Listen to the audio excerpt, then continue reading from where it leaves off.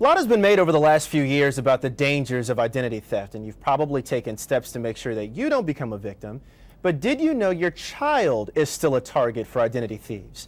Joining us now with some tips on protecting your kids from identity theft is Stacey Bradford. She is the family finance blogger for CBSMoneyWatch.com. Stacey, good morning to you. Hi, thank you for having me on today. It's a pleasure to have you here. Let's go back 2 years ago. 5% of all identity theft complaints came from children younger than 1. It's just so surprising because it's not a crime that we think of with children, let alone infants. Who's getting their hands on this information?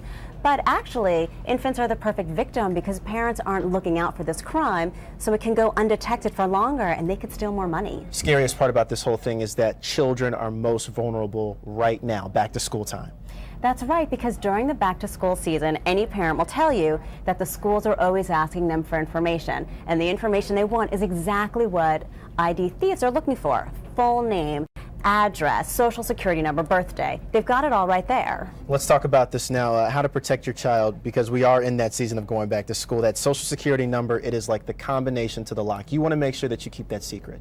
Well, a lot of schools will ask for it, especially if you're signing your child up for kindergarten, but it's not always required, so just ask. And if it is, just make sure that they're actually keeping those papers in a very safe place. And of course, if you have a child, you want to label everything that you send to school with them, the backpacks, the lunch boxes. You say that's not always such a good idea.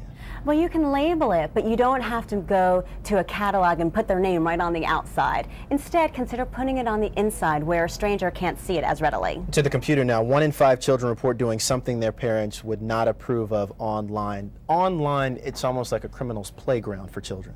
You're absolutely right. And what's so important is that parents probably don't realize that so many kids have blogs and websites, and they're on Facebook, right, and they're divulging all this information, and that makes them very vulnerable. And sometimes putting things out there they don't even know they're not supposed to be putting out there. That's right. All right. Many kids have personal email accounts as well. One click, you can get rid of all that junk email, but it's a good idea to actually check that junk email.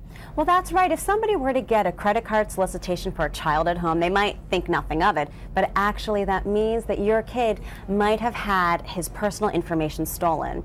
Now, if that happens, don't panic, but do call the 3 credit bureaus and ask for the fraud department and discuss the problem and see if they can look into it. Now, if my identity's been stolen, I want to get a credit report check, or I want to get my credit check. Ironically, that's not a good idea for the kids. That's true. That's a very good point. For adults, you do it once a year, but for a child, by doing that, you're actually creating a credit file. And when you do that, it's actually easier to open accounts and steal that child's identity. It's amazing. Child identity theft, medical identity theft in general. There's so many moving parts to this. Stacey Bradford from CBSMoneyWatch.com. Appreciate you joining us this morning. Thank you so much.